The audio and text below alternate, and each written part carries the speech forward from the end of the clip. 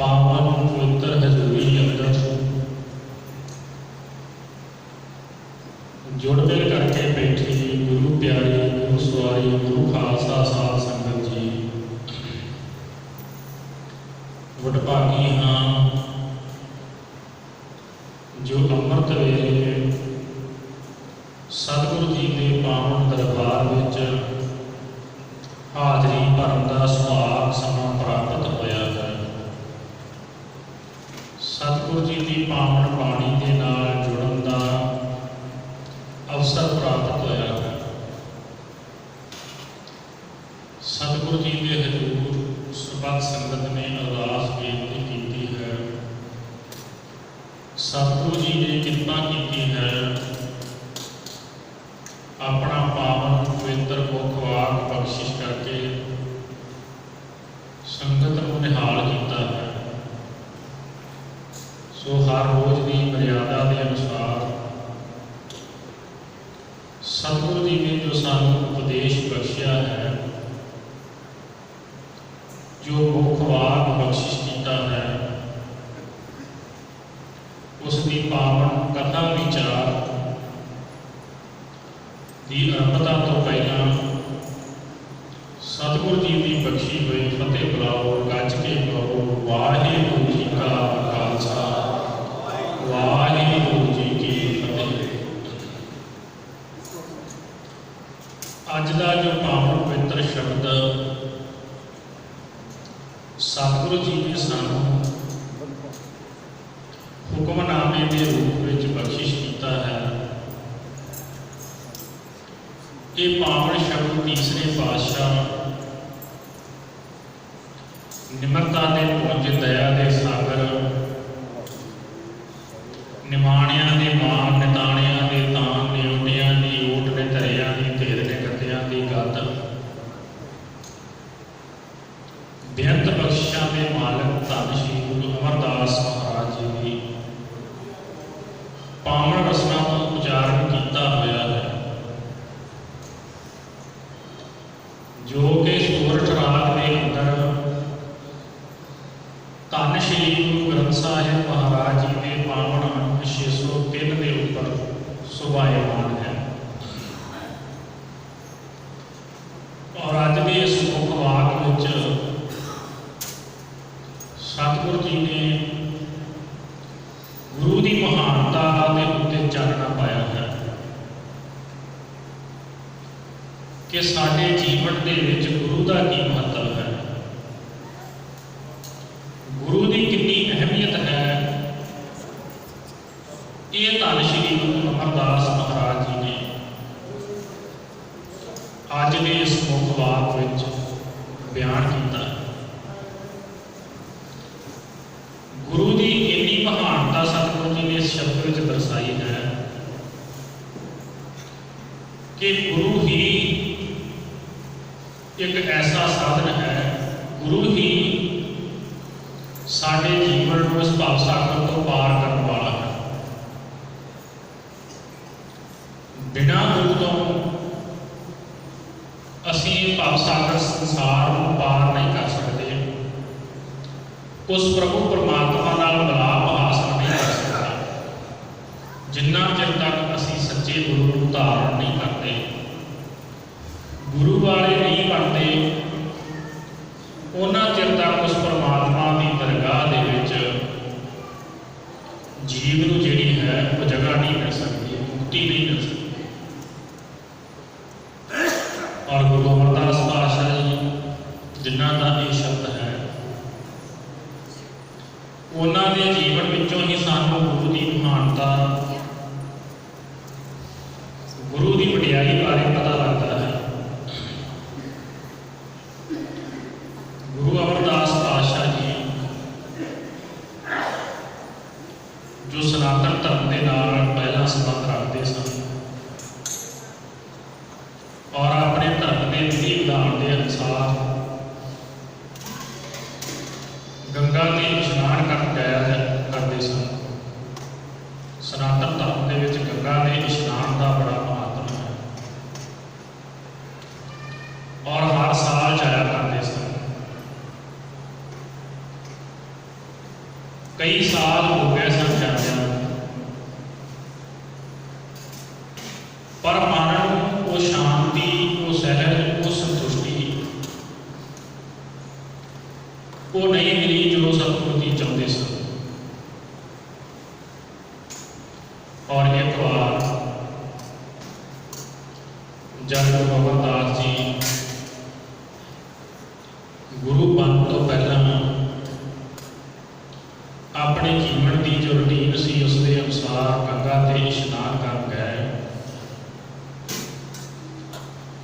तो रस्ते दे विच उन्हां दा जिहड़ा संग है एक साधु के नाल हो गया। उस साधु महानता ने समझा कि ये कोई गुरु वाले जीव हैं,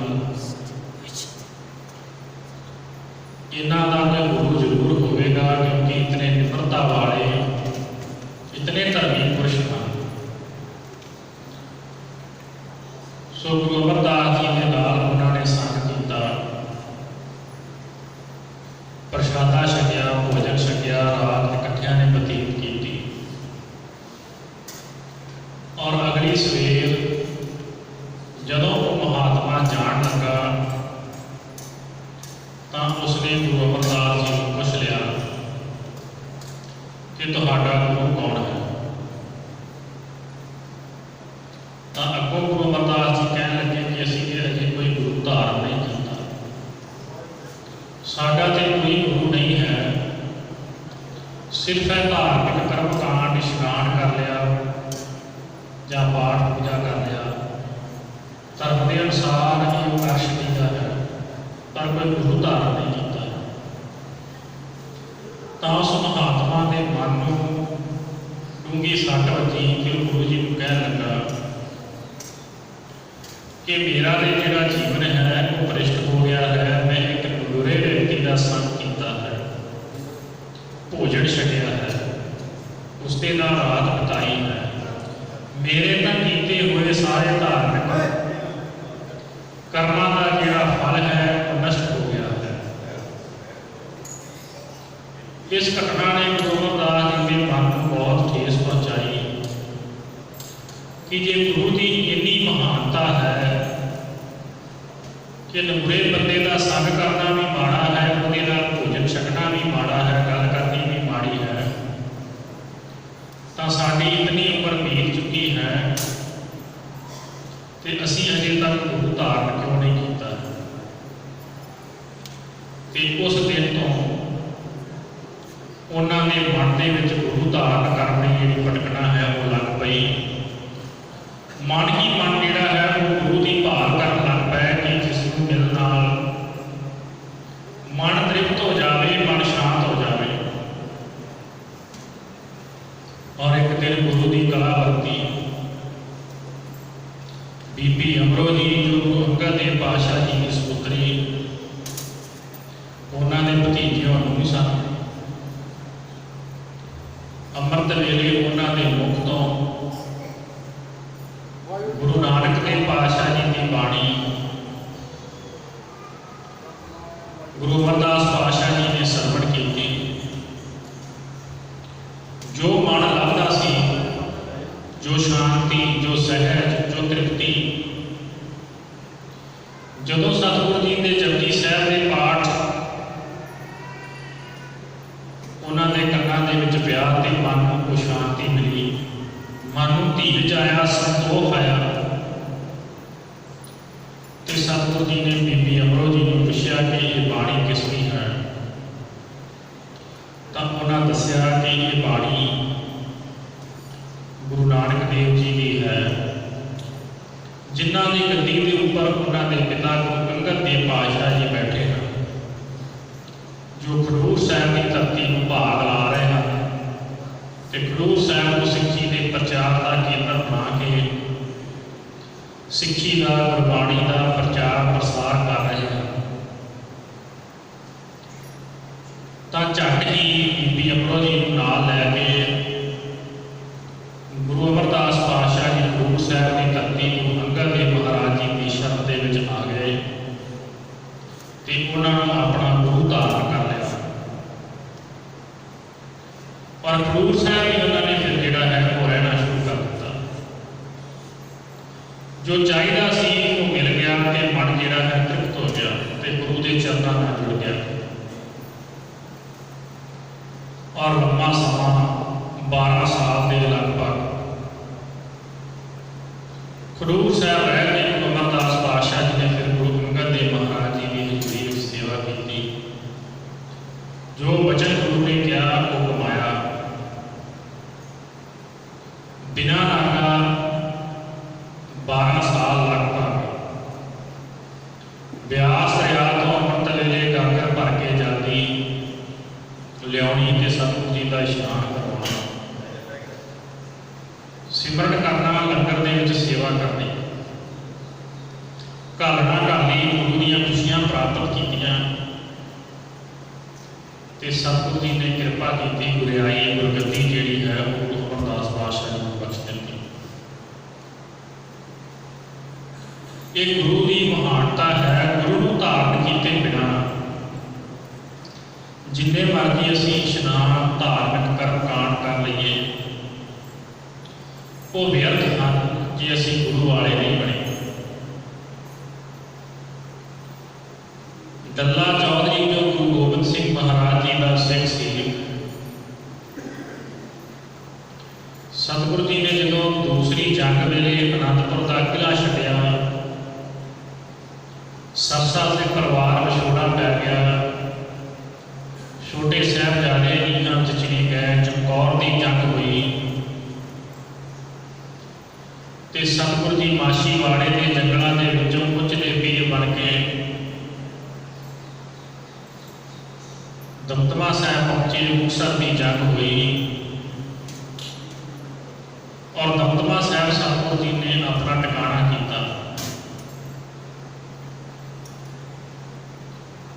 और इस इलाके का जो चौधरी सी दल्ला उसने सतगुरु जी की बहुत आओ भगत की।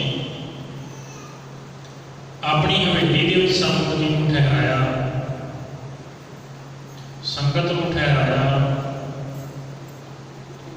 और सतगुरु जी उहदे उत्ते प्रसन्न होए ते सतगुरु जी कह लगे कि डलिया तू साडी बड़ी सेवा की है,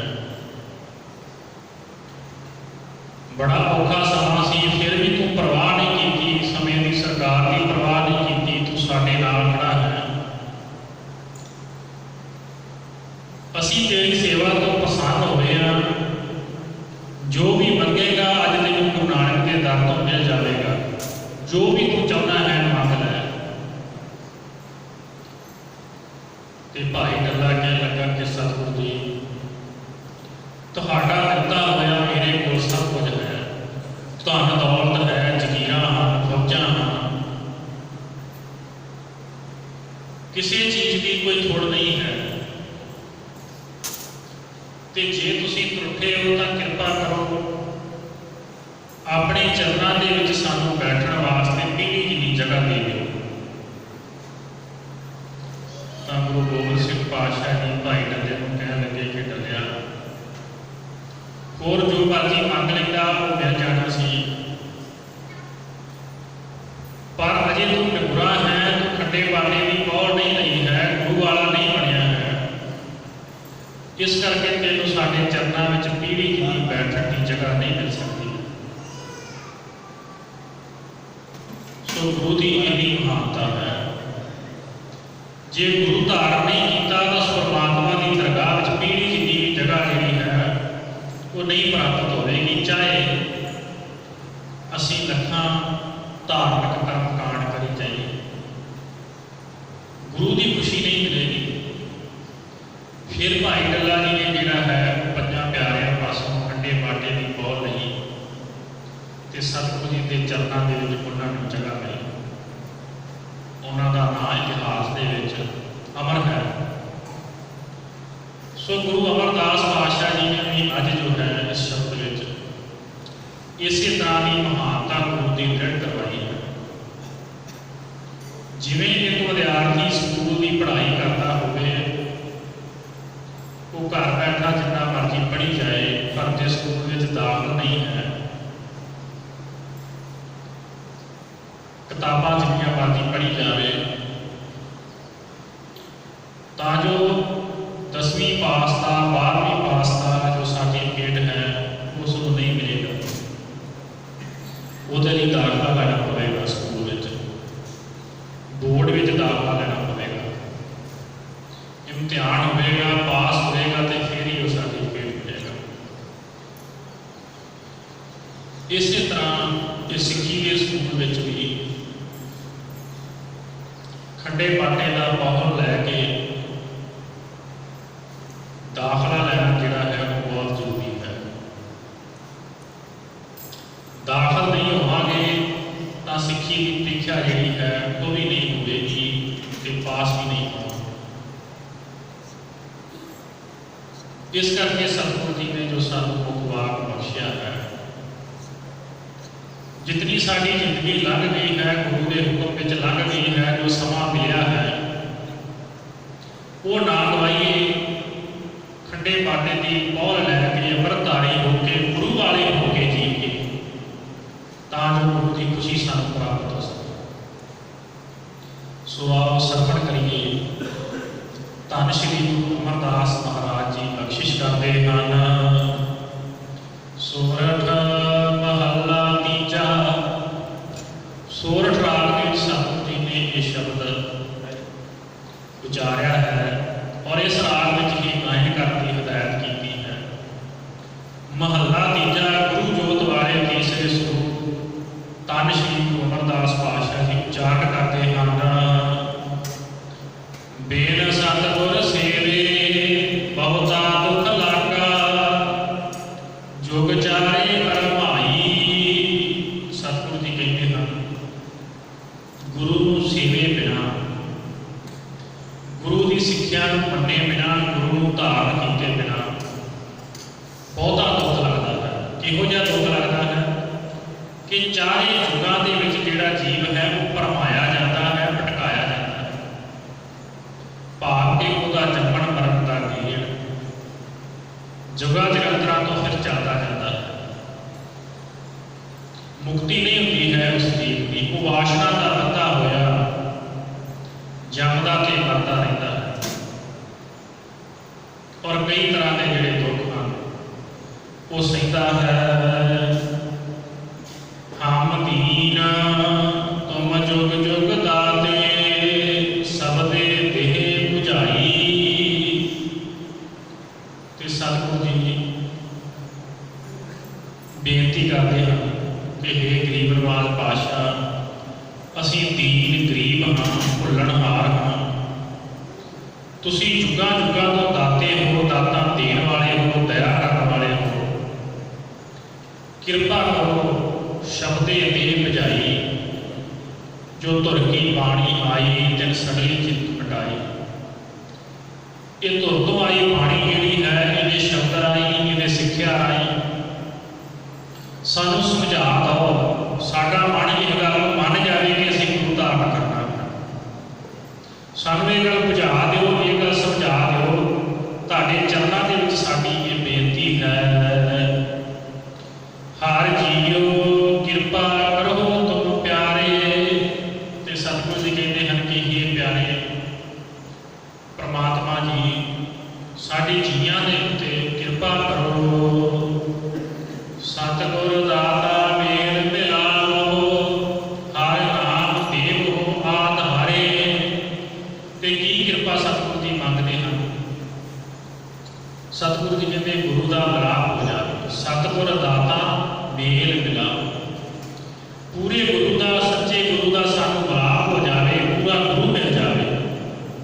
ਹਰ ਨਾਮ ਦੇਵੋ ਆਧਾਰੇ। ਤੇ ਆਪਣਾ ਜਿਹੜਾ ਨਾਮ ਹੈ ਉਸ ਪਰਮਾਤਮਾ ਦਾ ਨਾਮ ਜੋ ਸਾਡੇ ਜੀਵਨ ਦਾ ਆਧਾਰ ਹੈ, ਗੁਰੂ ਦੇ ਪਾਸੋਂ ਸਾਨੂੰ ਉਹ ਮਿਲ ਜਾਵੇ।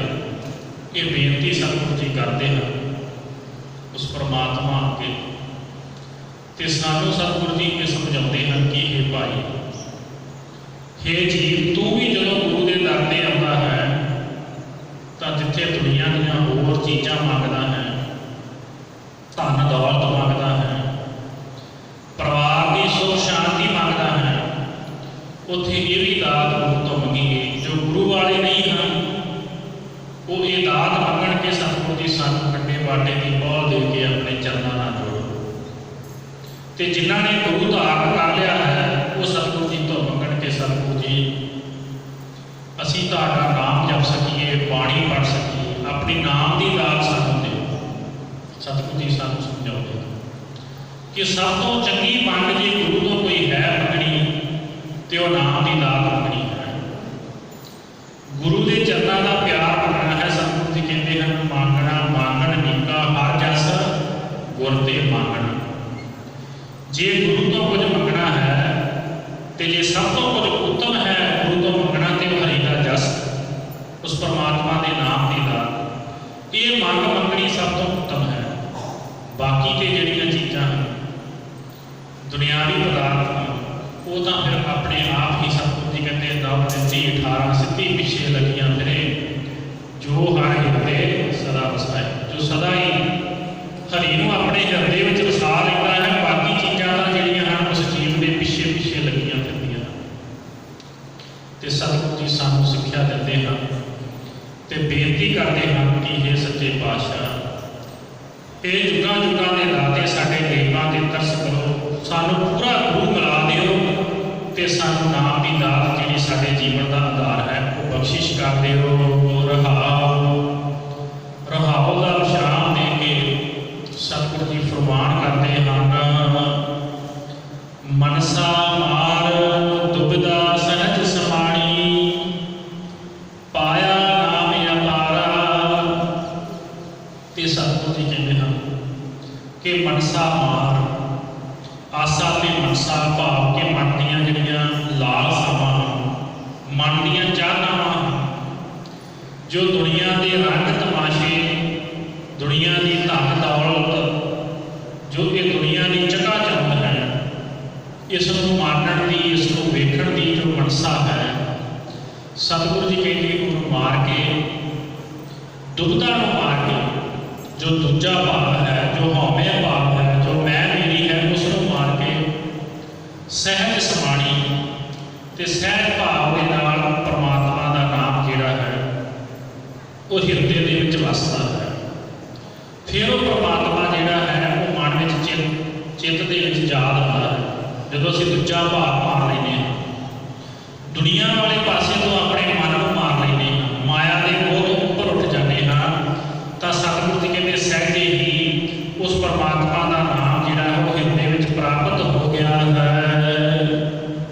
हर रस जाग मन निर्मल होआ किल बिख काटण हारा।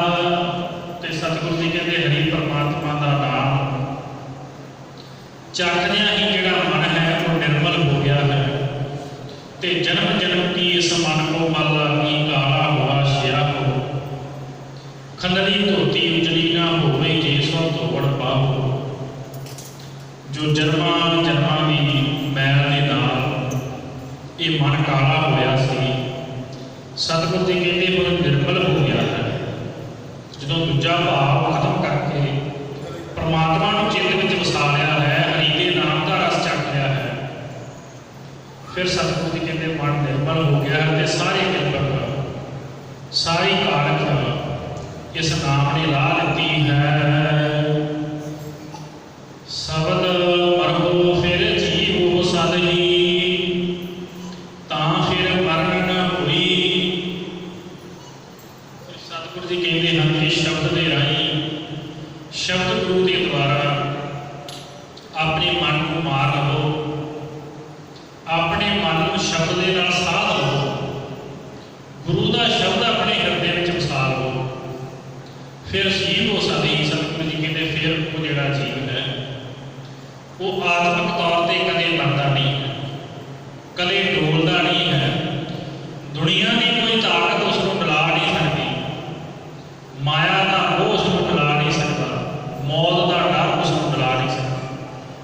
जिन्हें शब्द के नाल अपने मन को बिंद लिया है साध लिया है वो अमर हो जाता है।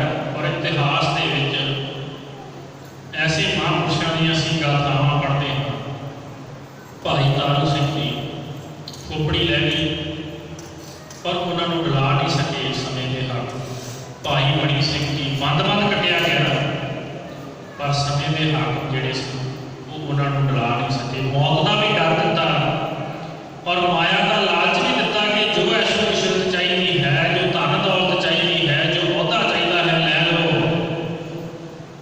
ਪਰ ਆਪਣਾ ਧਰਮ ਛੱਡ ਦਿਓ, ਕਿਉਂਕਿ ਮਨ ਨੂੰ ਜਿਹੜਾ ਹੈ ਉਹ ਗੁਰੂ ਦੀ ਬਾਣੀ ਨਾਲ ਸਾਧਿਆ ਸੀ, ਸ਼ਬਦ ਨਾਲ ਮਾਰਿਆ ਸੀ। ਇਸ ਕਰਕੇ ਮੌਤ ਦਾ ਡਰ ਤੇ ਦੁਨੀਆ ਦੀ ਮਾਇਆ ਦੇ ਲਾਲਚ ਉਹਨਾਂ ਨੂੰ ਡਰਾ ਨਹੀਂ ਸਕੇ, ਕਿਉਂਕਿ ਆਤਮਿਕ ਤੌਰ ਤੇ ਉਹ ਜਿਉਂਦੇ ਸਨ। ਇੱਕ ਸਾਡੀ ਜਿਹੜੀ ਹੈ ਉਹ ਸਰੀਰਕ ਮੌਤ ਹੈ, ਜਦੋਂ ਸਾਡੇ ਸਰੀਰ ਦੇ ਵਿੱਚੋਂ ਪ੍ਰਾਣ ਨਿਕਲ ਜਾਂਦੇ ਹਨ ਤੇ ਇਹ ਸਰੀਰ ਜਿਹੜਾ ਹੈ ਉਹ ਇੱਕ ਜਗ੍ਹਾ ਦੇ ਉੱਤੇ ਖੜ ਜਾਂਦਾ ਹੈ, ਚਲਾਏਮਾਨ ਨਹੀਂ ਰਹਿੰਦਾ ਹੈ ਤੇ ਅਸੀਂ ਕਹਿੰਦੇ ਹਾਂ ਕਿ ਇਹ ਜੀਵ ਮਰ ਗਿਆ ਹੈ। ਇਹ ਹੈ ਸਰੀਰਕ ਮੌਤ।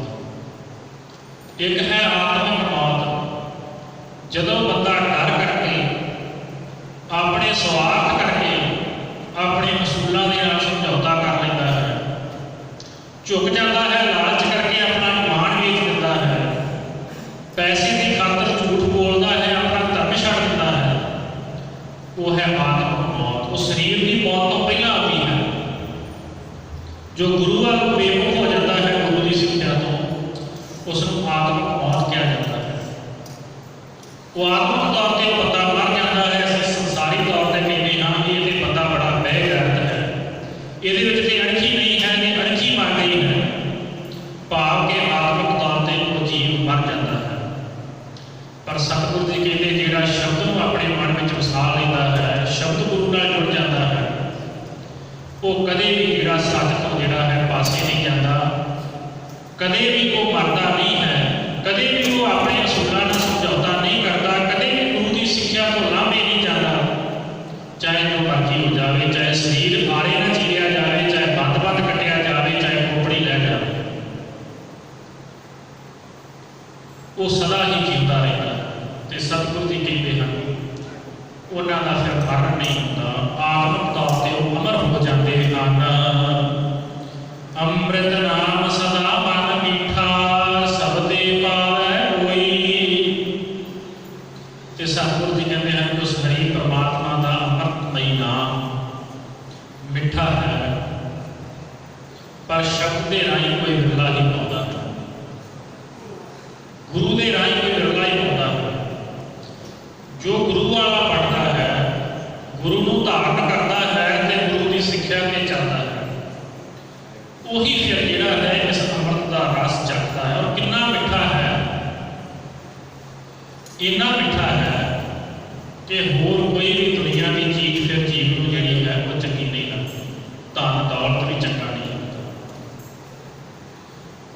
ਜਦੋਂ ਇਹ ਨਾਮ ਦਾ ਰਸ ਜੀਵ ਚੱਖ ਲੈਂਦਾ ਤੇ ਪ੍ਰਾਪਤ ਕਿਵੇਂ ਹੁੰਦਾ ਹੈ, ਸਤਿਗੁਰੂ ਜੀ ਬਖਸ਼ਿਸ਼ ਕਰਦੇ ਹਨ। ਦਾਤੈ ਦਾਤ ਰੱਖੀ ਹੱਥ ਆਪਣੇ, ਜਿਸ ਭਾਵੈ ਤਿਸ ਦੇਈ। ਤੇ ਸਤਿਗੁਰੂ ਜੀ ਕਹਿੰਦੇ ਹਨ ਕਿ ਇਹ ਨਾਮ ਦੀ ਦਾਤ ਕੋਈ ਵਿਰਲਾ ਹੀ ਹੁੰਦਾ ਹੈ। ਇਹ ਦਾਤ ਗੁਰੂ ਨੇ ਆਪਣੇ ਹੱਥ ਵਿੱਚ ਰੱਖੀ ਹੈ, ਜਿਹਨੂੰ ਦਿਲ ਕਰਦਾ ਹੈ ਉਸੇ ਨੂੰ ਦਿੰਦਾ ਹੈ। ਜਿਹਦੇ ਉੱਤੇ ਸਤਿਗੁਰੂ ਜੀ ਨੇ ਮਿਹਰ ਕਰਨੀ ਹੈ ਉਸ ਨੂੰ ਦਿੰਦਾ ਹੈ। ਸੱਜਣ ਠਾਕੁਰ ਨੂੰ ਇਹ ਦਾਤ ਦਿੱਤੀ ਸਤਿਗੁਰੂ ਜੀ ਨੇ। ਠੱਗੀਆਂ ਕਰਦਾ ਸੀ, ਚੋਰੀਆਂ ਕਰਦਾ ਸੀ, ਪਰ ਉਸ ਨੂੰ ਤਾਰਨਾ ਸੀ ਉਸ ਦੀ ਸਰਾਹ ਵਿੱਚ ਗੁਰੂ ਨਾਨਕ ਦੇਵ ਪਾਤਸ਼ਾਹ ਜੀ ਪਹੁੰਚ ਗਏ। ਬਾਬਾ ਬਿਧੀ ਚੰਦ ਜੀ ਜੋ ਚੋਰੀਆਂ ਕਰਦੇ ਸਨ ਉਹਨਾਂ ਨੂੰ ਤਾਰਨਾ ਸੀ ਤੇ ਮਹਾਤਮਾ ਦੀ ਸੰਗਤ ਹੋਈ ਤੇ ਗੁਰੂ ਘਰ ਦੇ ਅਨੰਦ ਸਿੱਖ ਬਣੇ। ਇਸ ਤਰ੍ਹਾਂ ਸਤਿਗੁਰੂ ਜੀ ਕਹਿੰਦੇ ਗੁਰੂ ਨੇ ਇਹ ਦਾਤ ਆਪਣੇ ਹੱਥ ਵਿੱਚ ਰੱਖੀ ਹੈ। ਕੋਈ ਧੱਕੇ ਦੇ ਨਾਲ, ਕੋਈ ਜ਼ੋਰ ਦੇ ਨਾਲ, ਆਪਣੇ ਬਲ ਨਾਲ ਇਹ ਗੁਰੂ ਦੀ ਖੁਸ਼ੀ ਕੋਈ ਪ੍ਰਾਪਤ ਨਹੀਂ ਕਰ ਸਕਦਾ। ਇਹ ਗੁਰੂ ਜੀ ਦੇ ਤੇ ਕਿਰਪਾ ਕਰੇਗਾ। ਔਰ ਸਤਿਗੁਰੂ ਜੀ ਕਹਿੰਦੇ ਸੇਵਾ ਕਰਦ ਹੋਏ ਨੇ ਕਾਮੀ, ਤਿਸ ਕੋ ਹੋਤ ਪ੍ਰਾਪਤ ਸਭ। ਸਭ ਕੁਝ ਕਰਦਿਆਂ ਹੋਇਆਂ ਵੀ ਜਿਹੜਾ ਜੀਵ ਹੈ ਉਹ ਆਪਣੇ ਆਪ ਨੂੰ ਨਾ ਜਣਾਵੇ, ਉਹਨੂੰ ਹੀ ਇਹ ਦਾਤ ਮਿਲਦੀ ਹੈ। ਪਰ ਸਭ ਤੋਂ ਪਹਿਲਾਂ ਸਾਨੂੰ ਗੁਰੂ ਵਾਲੇ ਬਣਨਾ ਪਵੇਗਾ, ਫਿਰ ਹੀ ਅਸੀਂ ਦਾਤ ਲੈਣ ਵਾਲੇ ਉਸ ਲਾਈਨ ਦੇ ਵਿੱਚ ਜਿਹੜੇ ਹੈ ਉਹ ਲੱਗ ਸਕਾਂਗੇ, ਫਿਰ ਹੀ ਇਸ ਕਿਰਪਾ ਦੇ ਪਾਤਰ ਬਣ ਸਕਾਂਗੇ। ਸੋ ਇਸ ਵਾਸਤੇ ये दात प्राप्त करने लई गुरु वाले बणीए, गुरु की दसे हुए मार्ग से चलीए, तो सतगुरु जी कहते ये दाता जिहड़ा है उहदे हथ विच है, वो अपने सेवकां नूं अपने प्यारिआं नूं दिंदा है। नानक नाम रते सुख पाया, दरगह जापे सेई। ते सतगुरु जी कहते हैं कि हे नानक, नाम दे विच रत्तियां रंगियां ही सुख प्राप्त होता है। सਦੀवी सुख उस परमात्मा नाल भेटता, जन्म मरण तो छुटकारा, ये सਦੀवी सुख जिहड़ा है वो परमात्मा के नाम दे विच रत्तियां रंगियां ही मिलता है। दरगे जापे से ते वही जीव उस परमात्मा की दरगाह दे विच जाके जिहड़ा है वो सुरखरू होता है, प्रमाण होता है परमात्मा के दर से, उसे का ये जीवन सफल होता है। सो सतगुरु जी ने जो उपदेश सानू बख्शिया है, गुरु वाले बणीए। गुरु तो बिना सतगुरु जी कहते हैं कि नगुरे का है नाम बुरा, नगुरे का नाम लेना भी माड़ा है। और गुरु वाले बन जाइए और ये दात जी नाम की है ये प्राप्त करिए, और नाम नाल जुड़ के, पानी नाल जुड़ के, ते गुरु की जी कृपा है उसके पात्र बन के अपने लोक के प्रलोक से जिहड़ा है उसनूं सहेला करिए। जिस मकसद वास्ते सानू ये जीवन मिलिया है, भई प्राप्त मानुख दे प्रिया, गोबिंद मिलन की ये तेरी प्रिया। परमात्मा को मिलने की वारी तां ही ये लाभ सानू हासिल होगा, जिस गुरु वाले होके गुरु की सिक्ख्या के अनुसार अपने जीवन को ढालांगे, तो लोग सुखी ते परलोक सुहेले साडे हो जाएंगे। सो आई हुई सत संगत की हाजरी सतगुरु जी अपने दर ते प्रमाण कर, सरबत संगत को अपने दरों घरों नाम दान को सिक्खी जीवन बख्शिश कर। जो उपदेश सतगुरु जी ने बख्शिया है ये साडे हिरदे दे विच वस जाए, इसके उत्ते असीं अमल कर सकीए। जो अमृतधारी हैं, गुरु वाले हैं, वो धनता के योग हैं। जिन्होंने खंडे बाटे की पौल नहीं ली है, अमृत नहीं छड्या, सो वो सरबत माई पाई। जो 6 अक्तूबर को इस स्थान पर जो अमृत संचार होगा, खंडे का बाटा तैयार होगा। सो गुरु वाले बन के, गुरु की कृपा के पात्र बन के अपने जीवन को जिहड़ा है सफल बनाइए। सो सतगुरु जी गुरु हरगोबिंद साहिब जी का पावन जिहड़ा दिहाड़ा है बंदी छोड़ दिवस 4, 5 ते 6 अक्तूबर को 400 साला शताब्दी जिहड़ी है बंदी छोड़ शताब्दी वो मनाई जा रही है। समूह नानक नाम लेवा संगत इस तन करके, मन करके, धन करके हिस्सा पा के अपने जीवन को सफल बना सकते। और जे असीं गुरु वाले बन जाइए इस अवसर के उत्ते, तो इस शताब्दी बनाई हुई साडी सफल हो जाएगी। सो इन्नियां बेनतियां प्रवान करनियां। सतगुरु जी की महिमा कथ है, विचारा करदियां बेअंत गुलां हो जानियां सुभाव है। गुरु की संगत सतगुरु जी बख्शण योग हैं, कृपा करके बख्श लेना। अगे को अरदास करनी, शुद्ध स्पष्ट विचार करके सतगुरु जी बाल बुद्धि समर्था बख्शिश कर। जो कहते हैं असीं उसके धारनी हो सकीए। इन्हां कुछ नहीं खिमा दे जा चुका। अखीरलियां पंक्तियां का जाप करके फतेह बुलाइए जी। दातै दात रखी हथ अपने, जिस भावै तिस तेई। नानक नाम रते सुख पाया, दरगह जापे सेई। वाहिगुरू जी का खालसा, वाहिगुरू जी की फतेह।